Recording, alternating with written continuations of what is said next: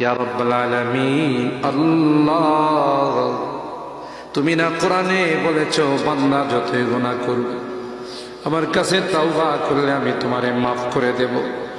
মনে বড় আশা নিয়ে আল্লাহ তোমার শাহী দরবারে ভিক্ষুকের মতো হাত বাড়াইলাম। তুমি যদি ক্ষমা না করো, কে আমাদেরকে ক্ষমা করবে? কে আমাদের মাফ করবে?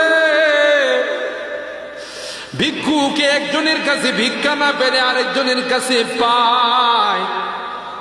এক দুয়ার থেকে বিতাড়িত হলে আরেক দুয়ারে যায়। তোমার দরবার থেকে যদি মাহরুম হয়ে যায়, বিতাড়িত হয়ে যায়, কার কাছে যাব? কে আমাদেরকে ক্ষমা করবে? মালিক রে, কাঙ্গালের মতো হাত বাড়াইলাম।